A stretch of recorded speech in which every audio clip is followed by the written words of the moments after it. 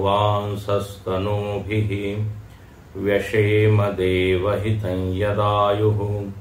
स्वस्ति न इंद्रो वृद्धस्रवाः स्वस्ति न पूषा विश्ववेदाः स्वस्ति नस्तार्क्ष्यो अरिष्टनेमिः स्वस्ति नो बृहस्पतिर्दधातु। ओम शांति शांति शांतिः। यः सर्वज्ञ सर्वविद्यस्यैष महिमा भुवि दिव्ये ब्रह्मपुरे येष व्योमन्यात्मा प्रतिष्ठितः। मनोमय प्राणशरीरनेता प्रतिष्ठितोऽन्ये हृदयं सन्निधाय तद्विज्ञानेन परिपश्यन्ति धीरा। आनंदरूपममृतं यद्विभाति। भाष्यकार इस मंत्र पर भाष्य लिखते हुए कहते हैं, कल हम लोगों ने 5 पंक्तियां इसकी देखी थी, इसको पढ़ लेते हैं भाष्य को जहां तक कल आए थे। यो असौ तमस परस्तात् संसारात् महोदधिं तीर्त्वा गन्तव्यः पर विद्या विषयः स कस्मिन् वर्तत इति आह। यः सर्वज्ञ सर्वविद् व्याख्यातः तं पुनर्विशिनष्टि। तस्यैष प्रसिद्धो महिमा विभूति। को असौ महिमा यस्य इमे ध्याव्या पृथिव्यौ शासने विद्रते तिष्ठतः। सूर्याचंद्रमसौ यस्य शासने अलात चक्रवत् अजस्रं भ्रमतः। यस्य शासने सरितः सागराश्च स्वगोचरं न अतिक्रामन्ति। तथा स्थावरं जंगमं च यस्य शासने नियतम्। तथा च ऋतवो अयने अब्दाश्च यस्य शासनं न अतिक्रामन्ति। तथा कर्तारः कर्माणि फलं च यत् शासनात् स्वं कालं न अतिवर्तन्ते। स एष महिमा भुवि लोके। यस्य स एष सर्वज्ञ एवं महिमा देवः। दिव्ये द्योतनवती सर्वबौद्धय प्रत्ययकृत द्योतने ब्रह्मपुरे। यहां तक हम लोगों ने देखा था। इस मंत्र में भगवान भाष्यकार कहते हैं कि सगुण ब्रह्म की महिमा का व्याख्यान श्रुति करती है। एक निरुपाधिक ब्रह्म है और एक सोपाधिक ब्रह्म है। निरुपाधिक ब्रह्म दृष्टा रूप में अपने हृदय में स्थित है और चूंकि वो वृत्तियों को प्रकाशित कर रहा है तो वो चेतन है। यदि वृत्तियां नहीं जानी जाती तो हम उसको नहीं कह सकते कि वो चेतन है। चेतन है ये कहने में हेतु क्या है? क्यों आप उस आत्मा को चेतन कहते हो, चित्त कहते हो, सच्चित आनंद जो हम कहते हैं? तो उसमें हेतु यही है कि बौद्ध प्रत्ययाः दृश्यन्ते। बुद्धि के जितने प्रत्यय है, वृत्तियां हैं, वो जानी जाती है। यदि किसी अंधेरे कमरे में एक वस्तु रख दी जाए और उस वस्तु के कारण पूरा कमरा प्रकाशित हो जाए, भासने लगे, तो ये मानना पड़ेगा कि वो वस्तु प्रकाश रूप है। उस वस्तु को आप कहिए दीपक कहिए, मोमबत्ती कहिए। हेतु क्या है? क्योंकि कमरे की सारी वस्तुएं हमको दिखने लगी। जब तक वहां टेबल कुर्सी रखी हुई थी तब तक कुछ भी नहीं दिख रहा था, लेकिन जैसे ही आपने बल्ब जलाया दिखने लगी। तो इससे सिद्ध है कि प्रकाश रूप बल्ब है, वो टेबल कुर्सी की तरह नहीं है।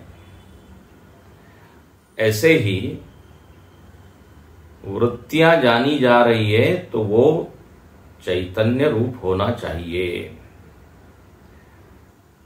चैतन्य का लक्षण हमने पीछे देखा है कि जो स्वयं को भी जानता है और अन्य चीजों को भी प्रकाशित करता है। तो ऐसा निरुपाधिक दृष्टा या चैतन्य पीछे बताया गया। अब वही चैतन्य उपाधि को धारण करके ईश्वर संज्ञा को प्राप्त होता है, और उपाधि को धारण करने से उस चैतन्य के अनेक नाम हो जाते हैं। जो अनाम था वो नामधारी हो जाता है। भगवान, ईश्वर, प्रभु, और उसमें इतने गुण दिखने लगते हैं, उसकी महिमा दिखने लगती है कि वो तो फिर सृष्टि का शासक, नियंता, इस रूप में वो चैतन्य का ज्ञान साधक को होता है। वह चैतन्य अब केवल बस देखने मात्र वाला नहीं रहा, वो क्या हो गया? शासक हो गया। इसलिए कल हमने देखा कि उसकी जो सत्ता है वो पूरे ब्रह्मांड में चलती है, और उसी के शासन से ये बड़े बड़े जो घटक है प्रकृति के वो सब काम करते हैं। अब पृथ्वी इतना बड़ा, बताइए, आकार वाली एक वस्तु है, वो घूम रही है। किसी जीव में सामर्थ्य है उसको घुमाने की? नियम ऐसे बने हुए हैं जो कि जीव तो बना नहीं सकता, बने हुए नियमों को केवल वो फॉलो कर सकता है, हेल्पलेसली, असहाय होकर के। गुरुत्वाकर्षण का नियम है, इसके उल्टा कोई नियम बना दे, अभी तक तो बना नहीं है। बस अब उस नियम के तहत ही व्यक्ति को जीना पड़ता है। जितने भी नियम है वो सब ईश्वर कृत है। इसलिए बार बार यहां आया यस्य शासने न अतिवर्तन्ते न अतिक्रामंती। किसी में दम नहीं है कि वो नियमों का अतिक्रमण कर दे। हुकुमे अंदर सब कोई, हुकुमे बाहर न कोई।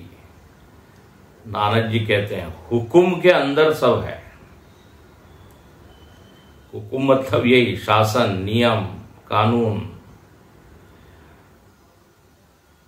और जो इन हुकुम को मानता है, बोले बंदा कहिए सोई, उसी को आप कहिए भक्त, जो नियमों को विनम्रता से स्वीकार करके उसका उपयोग करता है। कुछ अहंकारी लोग होते हैं जो नियमों के परे जाना चाहते हैं, नियमों को अपने हाथ में लेना चाहते हैं।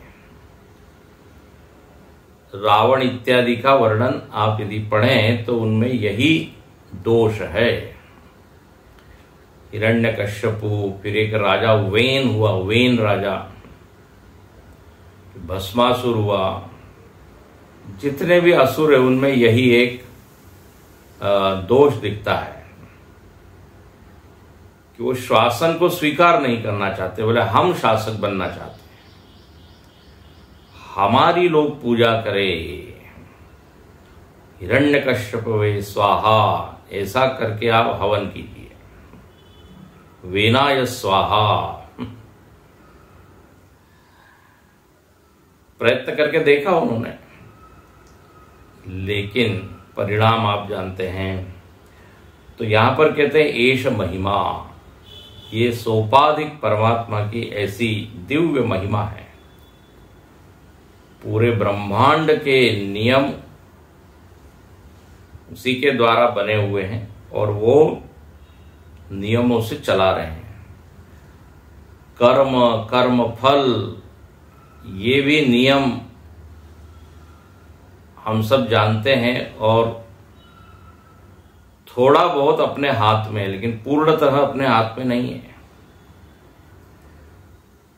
थोड़ा बहुत अंदाज होता है, अनुमान होता है कि ये करने से ये होगा, इसलिए हम करते हैं इस आशा से कि इतना फल मिलेगा, इतना प्रॉफिट होगा। लेकिन कई बार हम देखते हैं कि हमारे सोचे हुए से कम मिलता है या कई बार ज्यादा मिलता है। इसका मतलब हमारे अलावा कोई और है जो उसका नियामक है। कर्तुराज्ञया प्राप्यते फलम, कर्तुः आज्ञा, ईश्वरस्य आज्ञा एव फलम प्राप्यते, न तो जीवस्य आज्ञया, न तो जीवस्य इच्छया। तो इसलिए यहां लिखते हैं कि कर्तारः कर्माणि फलम च यश शासनत्वम स्वम स्वम कालम न अतिवर्तन्ते। जब वो फल आना है वो आता है, उसका कोई अतिवर्तन नहीं कर पाता, अतिक्रमण नहीं कर पाता। ट्रक पे लिखा होता है समय से पहले और भाग्य से ज्यादा किसी को कुछ नहीं मिलता। तो समय एक लगता है, वो फल तब आता है। और उसका निर्धारण कौन करेगा? तो बोले वो ईश्वर ही है। अब इतनी उसकी महिमा आपने बता दी, अब उसका एड्रेस बताइए, पता कहाँ है, रहता कहाँ है, पता बताइए। इतना जानने के बाद मन में भाव आता है कि हम उसकी भक्ति करें, उसके प्रति समर्पित हो जाएं। तो जो अगला टुकड़ा है इस मंत्र का, उसमें इस परमात्मा का एक तो पता बताया है, कहाँ ये आपको उपलब्ध होगा और इसको कौन लोग जानते हैं। 3-4 पॉइंट्स यहां अगले मंत्र में बताए। काफी बड़ा मंत्र है। तो कहाँ रहता है, कौन जानता है, जानने के बाद उस ज्ञानी को क्या मिलता है, फल क्या है, ये बताया। और ये परम तत्व क्या करता है, उसका क्या काम है, ये भी यहां बताया। बहुत सारे यहां पर पॉइंट्स बताए हैं, श्रुति ने लक्षण बताए हैं। तो पहली तो बात बताए कि दिव्य, ये दिव्य है। दिव्य का अर्थ अभी पहले ही बताया हमने कि जो चेतन है। और ब्रह्मपुरे येष व्योमन आत्मा प्रतिष्ठितः, मंत्र में देखिए ब्रह्मपुरे येष। तो इसके ऊपर भाष्य लिखते हैं, ब्रह्मणो अत्र चैतन्य स्वरूपेण, नीचे से तीसरी पंक्ति, ब्रह्मण अत्र चैतन्य स्वरूपेण नित्य अभिव्यक्तत्वात् ब्रह्मण पुरम हृदय पुंडरीकम। बोले रहता है ब्रह्मपुर में। ब्रह्मपुर कहाँ है भाई ये? तो कहा ब्रह्मपुर मतलब हृदय पुंडरीकम, हृदय पुंडरीक। इसको ब्रह्मपुर क्यों कहा? पुर मतलब होता है नगर, स्थान जिसमें लोग रहते हैं, और इसका नाम दिया है ब्रह्मपुर। कल हमने बताया था बहरामपुर। तो ब्रह्मपुर क्यों नाम दिया? क्योंकि वहां ब्रह्म रहता है। हृदय को ही ब्रह्मपुर कह दिया।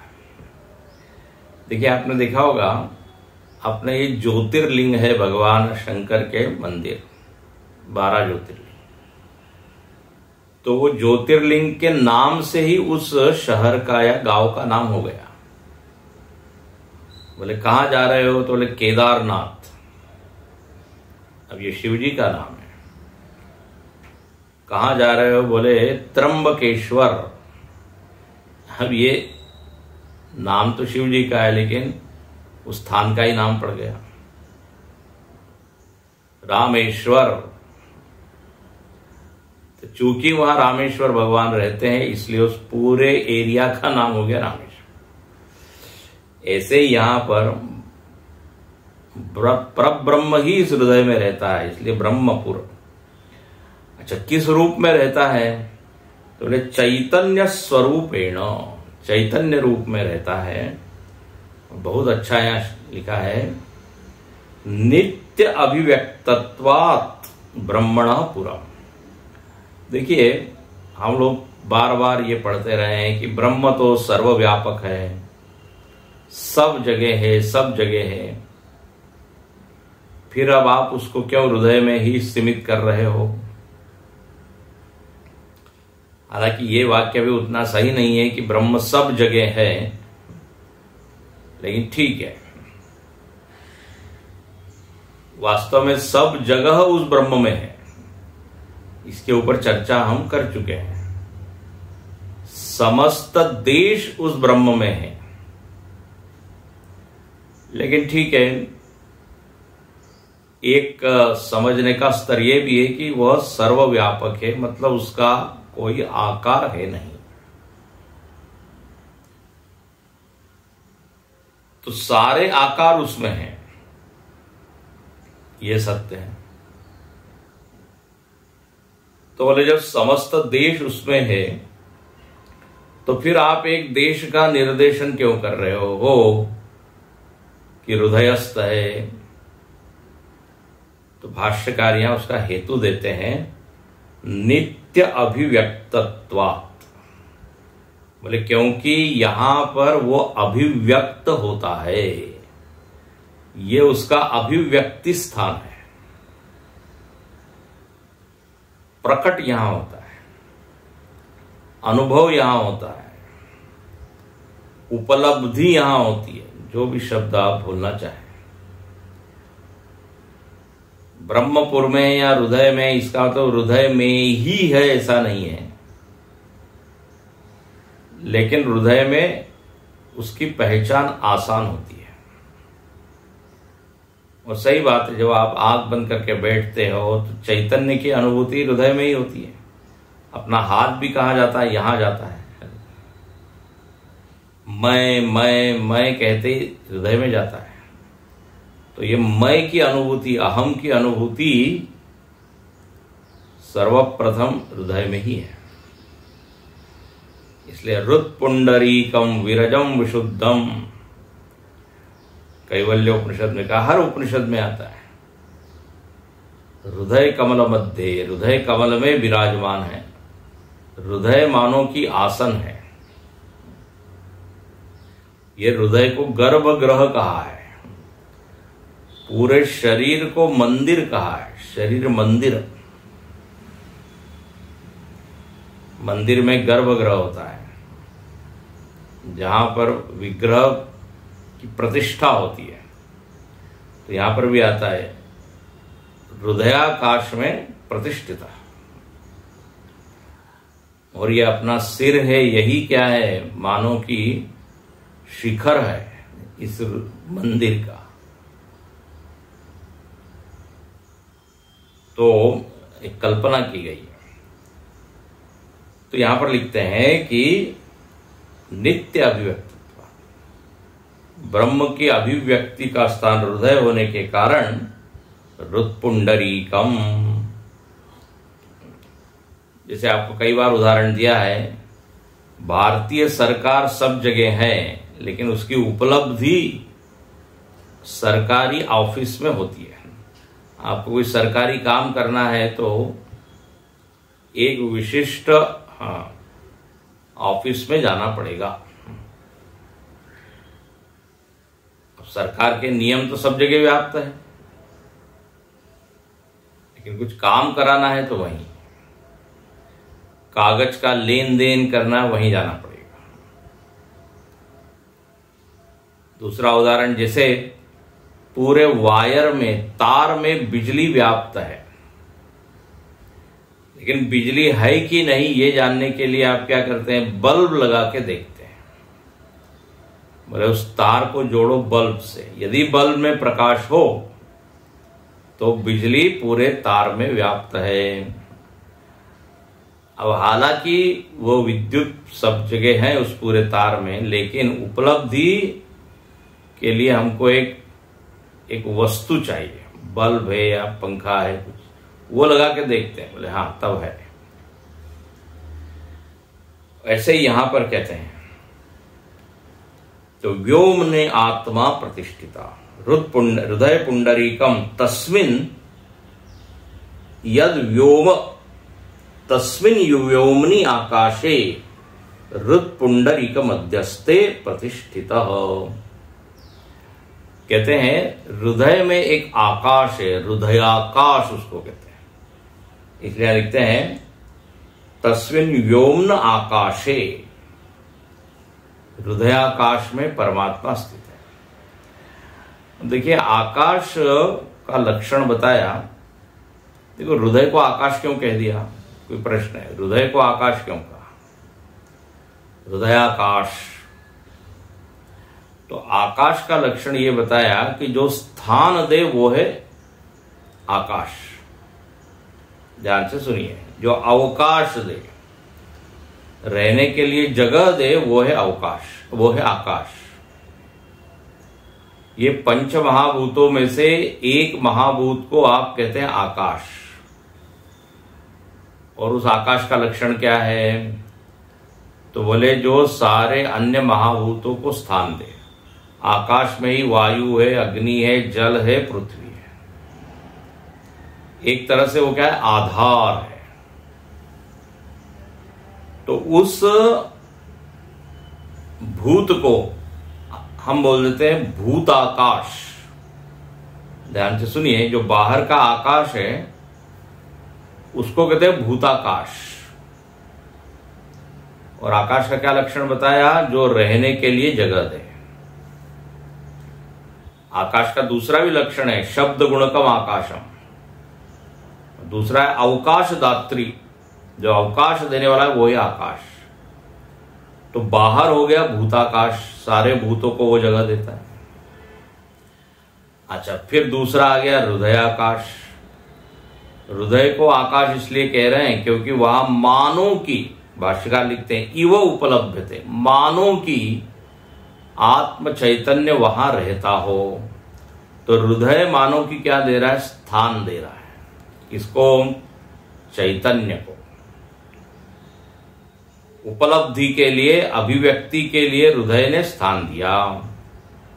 तो आकाश का लक्षण वहां भी घट गया, स्थान दे रहा है ना, इसलिए हृदयाकाश। इसी को दूसरा नाम देते हैं चित्ताकाश। इसको क्या बोलते हैं, चित्ताकाश। तो बाहर है भूताकाश, अंदर है चित्ताकाश। ये चित्त ही आप देखिए सारे वृत्तियों को स्थान देता है। सारे प्रत्यय कहां उठते हैं, इस चित्त में, हृदय में, मन में, जो भी कहिए। तो उसको नाम दे दिया आकाश, चित्ताकाश। अच्छा, वो ये चित्ताकाश कहां है, इसके भी आगे चले। ये चित्त या हृदय, तो बोले ये चैतन्य में है, चैतन्य के बिना हृदय नहीं रह सकता, मन नहीं रह सकता, उसका अधिष्ठान चैतन्य है। इसलिए ध्यान से सुनना, चैतन्य को भी आकाश कहा है, क्योंकि चैतन्य में मन है, फिर मन में वृत्तियां हैं। तो चैतन्य को कह दिया जाता है चिदाकाश। ध्यान से सुनिएगा, चिदाकाश, चैतन्य एवं आकाश। चैतन्य को आकाश क्यों बोल रहे हैं, बोले उसमें लक्षण घट रहा है, वो अंतःकरण को स्थान दे रहा है। आखिर हृदय रहता कहाँ है, मन रहता कहाँ है, तो बोले चैतन्य में। तो सबसे अंतरंग चिदाकाश, उसमें हृदय रहता है, हृदय में विचार रहते हैं, तो हृदयाकाश। और फिर बाहर है भूताकाश। तो 3 प्रकार के आकाश हैं, चिदाकाश, चित्ताकाश, भूताकाश। यहां पे बीच वाले आकाश की बात की, हृदयाकाश। बोले इस हृदयाकाश में चैतन्य की उपलब्धि होती है, अंतःकरण में उपलब्धि होती है। तो इसलिए प्रतिष्ठित इव उपलभ्यते, मानो कि चैतन्य इस हृदय में ही स्थित है। अच्छा, फिर यहां लिखते हैं, एकदम तुरंत लिख देते हैं कि कोई उसको लिमिटेड न समझ ले कि केवल हृदय में ही है। इसलिए लिखते हैं, नहीं आकाशवत् सर्वगतस्य गति ही आगति ही प्रतिष्ठा व अन्यथा संभवती। बोले ये चैतन्य में गति अगति या एक जगह स्थिति संभव नहीं है। तो आकाश की तरह निराकार है, तो निराकार वस्तु में आना जाना, एक जगह रहना, ऐसा संभव नहीं है। इसलिए जब कहा है हृदय में स्थित है तो एक जगह ही है, ऐसा मत मानिए। लोग कहते भगवान कहाँ है, बोले हृदय में, बाहर नहीं है, हृदय में। बोले दिस रॉन्ग। हाँ, आपको यदि अनुभव करना है तो हृदय में, बट इसका मतलब ये नहीं कि वो वही है, क्योंकि वह निराकार है। तो निराकारत्वात् गति अगति प्रतिष्ठा, तीनों चीज उसमें संभव नहीं है। देखिए, विमान जो है वो आकाश में आता है, जाता है, थोड़ी देर के लिए रुकता है। विमान में तो ये संभव है ना, लेकिन आप कहिए आकाश भी चलता है, आता है, जाता है, न संभव। जो परिच्छिन्न वस्तु है आकार वाली, उसमें आना जाना संभव है। केवल बस उपलब्धि स्थान होने के कारण उसको कहा है ब्रह्मपुरे येष व्योमनि आत्मा प्रतिष्ठितः। आगे लिखते हैं कि स ही आत्मा तत्र स्थ, वही आत्मा अभी जिसका वर्णन किया, वह आत्मा का नया नाम देते हैं। बोले वो क्या है, मनोमय। मनोमय है भाई, मनोमय कैसे कहा गया? उसको आप चित्तमय कहिए, चिन्मय कहिए, है ना। आत्मा के साथ चिन्मय है, चैतन्य से युक्त है, चैतन्य ही है। परमात्मा का एक नाम है चिन्मय, लेकिन यहां क्या लिखा, मनोमय। बोले भाई ये नाम क्यों दे रहे हैं? तो देखिए तुरंत लिखते हैं भाष्यकार, मनोवृत्ति भी एव विभाव्यते इति मनोमय। मन उपाधित्वात्, ये बोले मन की उपाधि को धारण करके वो आत्मा महाराज विराजमान है, इसलिए नाम हो गया मनोमय। ये वास्तविक नाम नहीं है, औपाधिक नाम है। उपाधि के कारण उसका नाम पड़ गया। जैसे परसों हम बता रहे थे, किसी ने यदि टोपी पहनी है तो हम बोलते हैं टोपी वाला, अब ये नाम हो गया। चश्मे वाला, पारसी परिवार में ऐसे सरनेम होते हैं। हो सकता है उनका वो बिजनेस हो, लोखंड वाला, बाटली वाला तो ऐसे ही मन वाला, मनोमय। मनोमय मन तो एक तो मन की उपाधि है, और दूसरा लिखते हैं मनोवृत्ति भी एव विभाव्यते। मनोवृत्ति के द्वारा ही आत्म चैतन्य प्रकाशित होता है। मतलब यह है कि जब मन काम करता है तो हमको अनुभव होता है वहां चैतन्य है। मन इज लाइक ए इंडिकेटर। जैसे बल्ब जो है वो इंडिकेटर है कि वहां पे क्या है, विद्युत है। तो एक ये हुआ। दूसरा अर्थ आप ये भी ले सकते हैं कि सारे मनोवृत्तियों को ये आत्मा प्रकाशित कर रहा है, इसलिए उसका नाम हो गया मनोमय। तीन कारण हो गए। मन की उपाधि धारण की है इसलिए मनोमय। मन के द्वारा ही उसकी पहचान होती है, अरे यहां आत्म तत्व है, क्योंकि मन काम कर रहा है, मन में ज्ञान हो रहा है, इसका मतलब वहां चैतन्य होना चाहिए। तो दूसरा कारण हुआ मनोमय कहने का। तीसरा कारण ये कि सारे मन के विचार, वृत्ति, भावना सब इसी के द्वारा प्रकाशित होते हैं, तो इसलिए मनोमय। आप देखेंगे तैत्तिरीय उपनिषद में इस शरीर के आत्मा के 5 नाम दिए, अन्नमय, प्राणमय, मनोमय, विज्ञानमय, आनंदमय, आत्मा के नाम दे दिए। अन्न से जुड़ के आप आत्मा को बोल देते हैं अन्नमय, अन्न से जुड़कर। प्राण से जुड़कर प्राणमय, हालांकि ये कोश है। फिर वहां पे कहा ये 5 नाम आपेक्षिक है, असल में तो उसका कोई नाम है नहीं। जैसे मनुष्य मनुष्य है, एक पद पर बैठ गया तो उसका नाम हो गया मुख्यमंत्री, खेल मंत्री, कृषि मंत्री।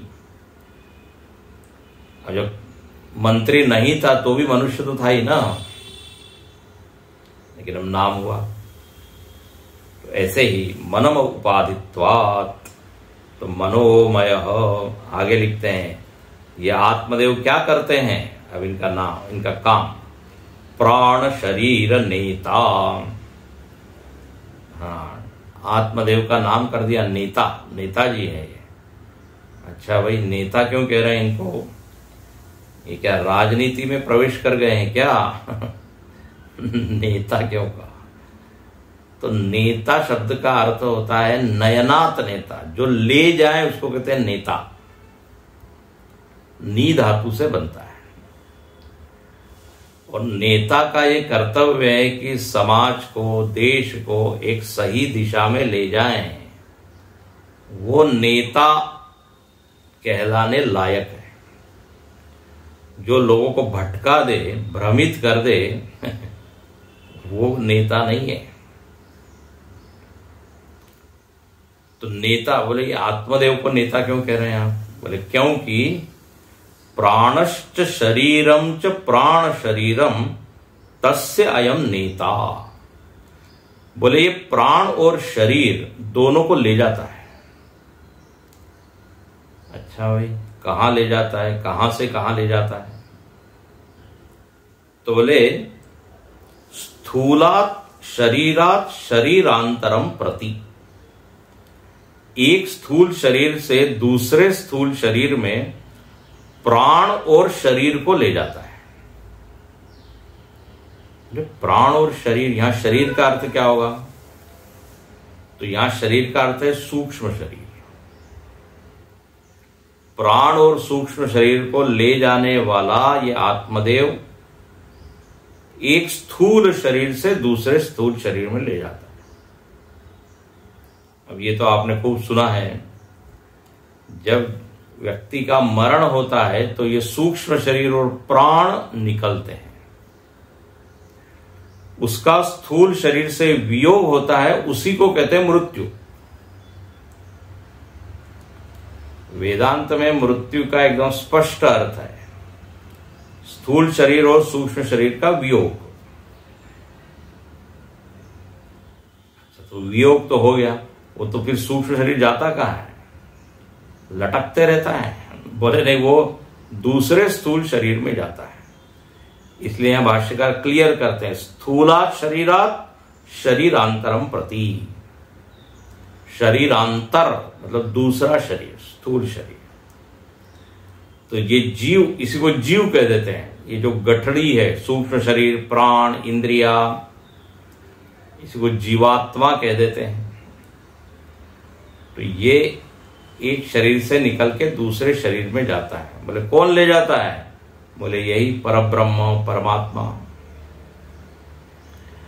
अब लोगों का इसमें बड़े प्रश्न होते हैं, कितने दिन में उसको वो स्थूल नया शरीर मिलता है? अब ये सब बातें जो है वेदांत में ज्यादा बताई नहीं गई, इसलिए वेदांत में इसके उत्तर आपको उतने बढ़िया से मिलेंगे नहीं। इसलिए इसके ऊपर ज्यादा प्रश्न मत कीजिए कि वो कहाँ घूमते रहता है और कितने दिन घूमता है और कौन से शरीर में जाएगा। ये सब डिपार्टमेंट परमात्मा का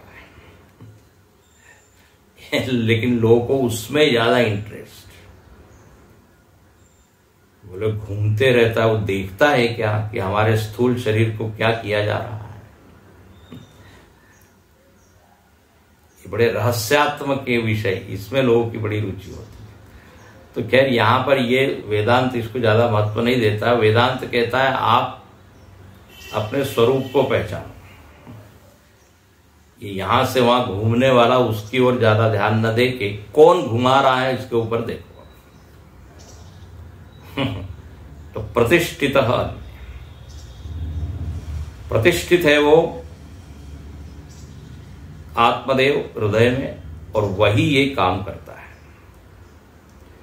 मनःषष्ठानि इंद्रियाणि प्रकृतिस्थानि कर्षति, गीता के 15वें अध्याय में भी जीव का वर्णन किया है। अच्छा, तो मनोमय प्राण शरीर नेता, यहां तक हो गया वर्णन। अच्छा, अब आगे क्या है? प्रतिष्ठितोन्ने हृदयं सन्निधाय, अब इसके ऊपर भाष्य लिखते हैं। प्रतिष्ठितः अवस्थिते, अवस्थितः कुत्र अवस्थितः? ये परब्रह्म परमात्मा ये कहां विराजमान है? अन्ने, शरीर में विराजमान है। बोले अभी तो आपने बताया था हृदय में है। हाँ, तो यहां अन्न का अर्थ हृदय ही है, लेकिन यहां भाष्यकार लिखते हैं अन्न का अर्थ क्या होता है पहले ये जान ले। ठीक है, परमात्मा हृदय में उपलब्ध होता है, लेकिन ये हृदय कहां विराजमान है? हृदय के लिए भी तो कोई आयतन चाहिए ना। तो वो हृदय इस अन्न में विराजमान है, और अन्न का अर्थ है स्थूल शरीर। इसलिए अन्ने का अर्थ भाष्यकार ने बड़ा अच्छा किया। भुज्यमान अन्न विपरिणामे प्रतिदिनम उपचीयमाने अपचीयमाने च पिंड रूप अन्य। ये जो शरीर है ये पिंड है, मांस पिंड है। मांस, रक्त, चर्म, अस्थि।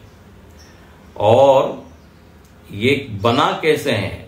तो बोले बस रोटी, दाल, चावल, सब्जी, इडली, डोसा, ढोकला, खाकरा, जो भी हम खाते हैं उसका ही ये परिणाम है।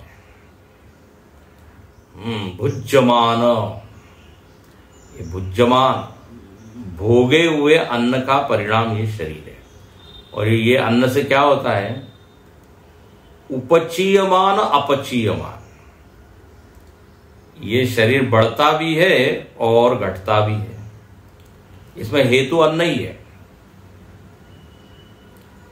वजन बढ़ाना है तो बोले अन्न खाओ, वजन कम करना है तो डाइटिंग करो। लोग जो है डाइटिंग करते हैं, मतलब क्या करते हैं? अन्न को छोड़ते हैं या अन्न का प्रकार बदलते हैं।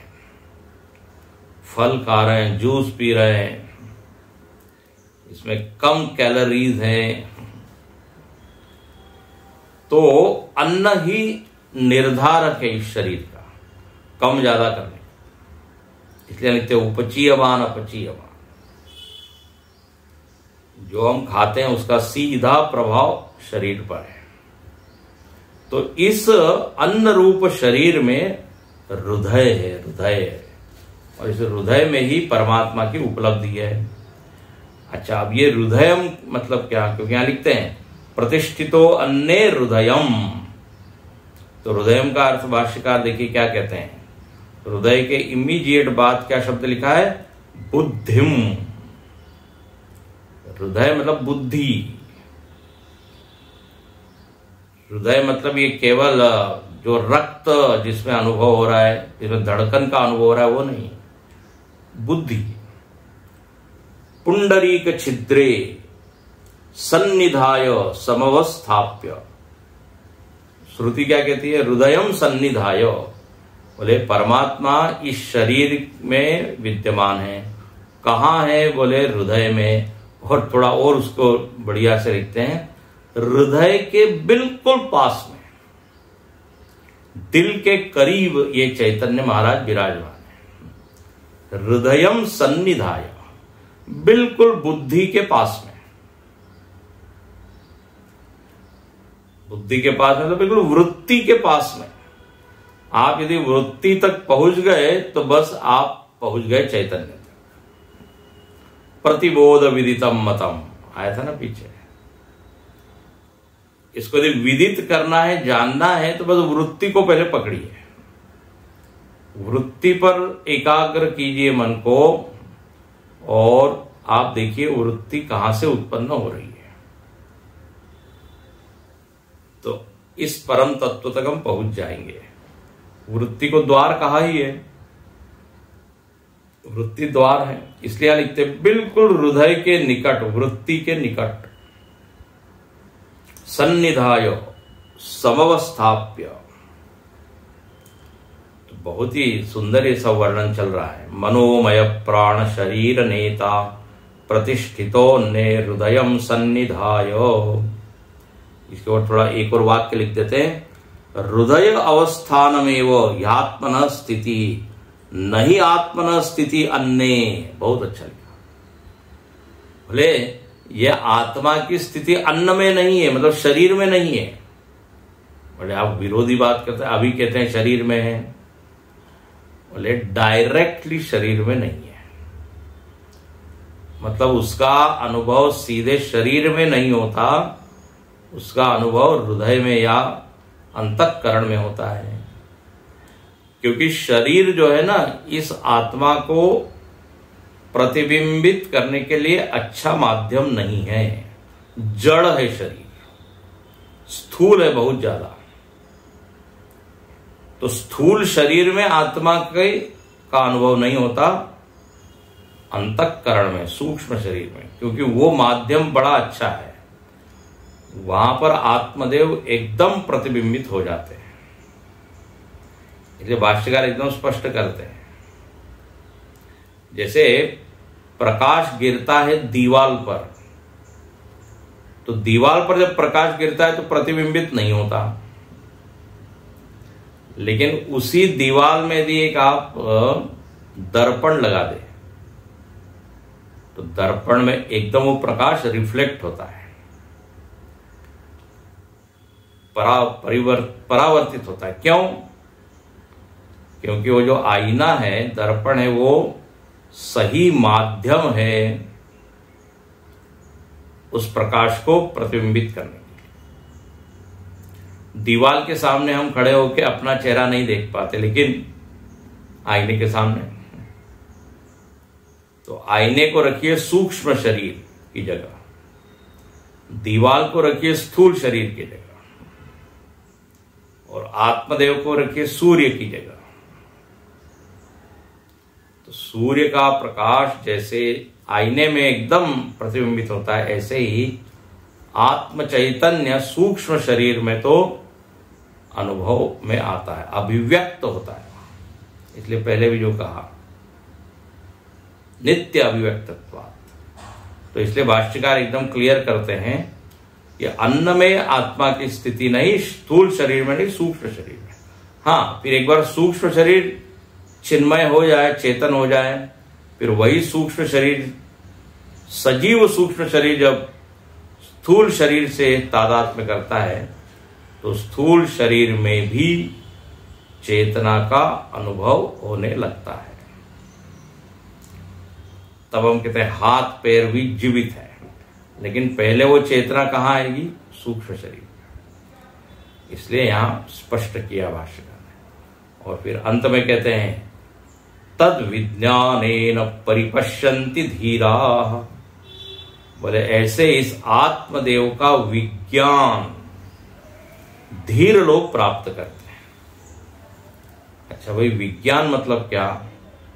तो भाष्यकार लिखते हैं तद आत्मतत्वम, वो जो आत्मतत्व है उसका विज्ञान होता है धीर लोगों को। और विज्ञान मतलब भाष्यकार लिखते हैं विज्ञानेन विशिष्टेन शास्त्र आचार्य उपदेश जनितेन ज्ञानेन ले, ज्ञान के द्वारा उनको अनुभव होता है। तो ज्ञान कैसे होता है? तो यहां दो शब्द डाल दिए हैं, शास्त्र और आचार्य के उपदेश से। भाष्यकार हमेशा आचार्य के साथ शास्त्र को जोड़ते हैं। ये दोनों प्रमाण हैं। इसलिए जब श्रद्धा की भी उन्होंने परिभाषा दी तो लिखते हैं गुरु वेदांत वाक्येषु विश्वास। श्रद्धा केवल गुरु के वाक्यों में श्रद्धा होना ही पूरा नहीं है, शास्त्र वाक्यों में भी श्रद्धा होना चाहिए।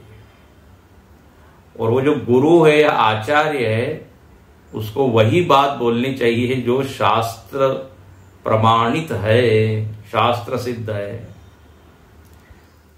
कल इसके ऊपर चर्चा करेंगे। और तो शास्त्र और आचार्य दोनों चाहिए। शास्त्र सामने है लेकिन कोई आचार्य नहीं है तो क्या है, अक्षर मात्र है, कुछ भी समझ में नहीं आता, काला अक्षर है, बस काले काले अक्षर।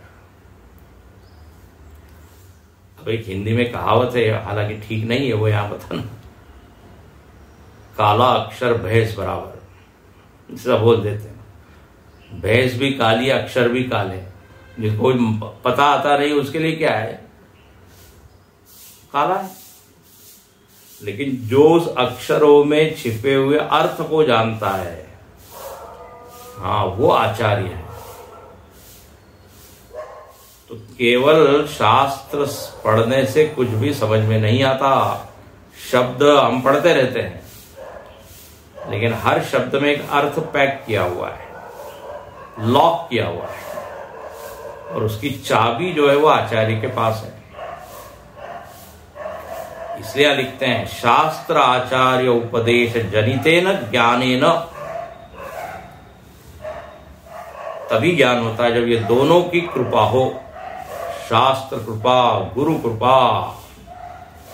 अच्छा, तब क्या होता है? बोले तब परिपश्यन्ति। लेकिन इसके पीछे, इसके बीच में एक और बहुत महत्वपूर्ण वाक्य भाष्यकार डालते हैं। शास्त्र है, आचार्य है, लेकिन साधक ने तैयारी नहीं की है तो फिर ब्रह्मदेव भी आ जाए तो भी कुछ नहीं हो सकता। चाहे आप ब्रह्म सूत्र हाथ में पकड़ के रखें तो भी कुछ नहीं होगा यदि साधक ने ये तैयारी नहीं की हो। बोले कौन सी तैयारी भाई? तो कहा श्रम, दम, ध्यान, सर्व त्याग वैराग्य उद्भूते न। ये अब ये एक पंक्ति में साधक की तैयारी का वर्णन आ गया, साधक की योग्यता बता दी। बोले जो धीर लोग हैं उन्होंने पहले ये श्रम दम आदि का अभ्यास किया, ध्यान किया, सर्व त्याग किया। त्याग और वैराग्य दो शब्द यहां डाल दिए। केवल छोड़ा ही नहीं, बाहर से, मन से छोड़ा है। मन से जब छोड़ते हैं तो उसको दे वैराग्य, बाहर से जब छोड़ते हैं तो उसको दे त्याग। त्याग तो बहुत लोग करते हैं लेकिन वो विरक्त नहीं कहलाते। तो वैराग्य का संबंध मन से है, क्योंकि राग द्वेष इत्यादि बैठे हुए कहां हैं? मन में। तो वैराग्य और त्याग दोनों के द्वारा, मतलब दोनों उसने कमाया पहले और फिर शास्त्र और आचार्य का उपदेश सुना। तब क्या हुआ? तब परिपश्यन्ति धीरा। ऐसे व्यक्तियों कहते धीर। और तब परिपश्यन्ति, तब अच्छे से वह देख पाते हैं। देख पाते हैं मतलब जान पाते हैं। वही जानते हैं, अन्य तो न जानन्ति, न पश्यन्ति। वो बड़े आराम से कहते हैं देखो जिधर देखो उधर ब्रह्म ही ब्रह्म है। अन्य लोग कहते हैं कहाँ है, कुछ भी नहीं दिख रहा है, नदी पहाड़ पेड़ पौधे पशु पक्षी यही दिख रहे हैं, कहाँ है ब्रह्म। तो बोले उसके लिए ये सब योग्यता चाहिए। परिपश्यन्ति, परिपश्यन्ति के ऊपर भाष्य लिखते हैं सर्वतः पूर्णम पश्यन्ति, सब और से वो भरा पूरा है, भरा हुआ है, इस तरह से देखते हैं। पश्यन्ति मतलब उपलभन्ते, उपलभन्ते उनको उपलब्ध होता है, उनके साइट से उनके दृष्टि से कभी भी वो ओझल नहीं होता। कल हम सायंकाल गीता के 6ठे अध्याय पर एक श्लोक की व्याख्या कर रहे थे, उसमें आता है यो माम पश्यति सर्वत्र सर्वं च मयि पश्यति तस्याहम न प्रणश्यामि सच में न प्रणश्यति। वहां भाष्यकार यही अर्थ करते हैं कि जो मुझको सब में देखता है वो मेरे को कभी भी परोक्ष नहीं करता, दूर उसको प्रत्यक्ष दिखता है। न परोक्षी भवति, ऐसा वहां लिखा है भाष्यकार ने, वही यहां लिखते हैं पश्यन्ति परिपश्यन्ति उपलभन्ते। बोले कौन है जो देख पाते हैं, धीराः, और धीर के लिए लिखा है विवेकिनः, एक शब्द डाल दिया विवेकिनः, विवेकी लोग हैं। अच्छा अब ये धीर लोगों को दिख तो गया, अब उनके जीवन में परिणाम क्या हुआ, इस आत्मदर्शन का परिणाम क्या है, तो अंतिम शब्द बोल देते हैं आनंद रूपम अमृतम यद विभाति। उनको दो चीज का अनुभव होता है, आनंद का और अमृत का। आनंदामृत का वो क्या अनुभव करते हैं, कल इसको देखेंगे। ये अंतिम लाइन आनंद रूपम सर्व अनर्थ दुख आयास प्रहीणम। आनंद का अर्थ क्या, सर्व अनर्थ दुख उनका नाश होना, प्रहीणम मतलब इनका सब नाश हो गया तो अमृत आत्मा का वो आस्वादन करता है। अमृतम यद विभाति विशेषेण स्वात्मनि एव भाति, सर्वदा सर्वदा उसको आत्मा में ही ब्रह्म का अनुभव होता है, अपने अमृत रूप का अनुभव होता है। अहम न मृतः, अहम तो अविनाशी। इस तरह आनंद और अमृतत्व कल देखेंगे।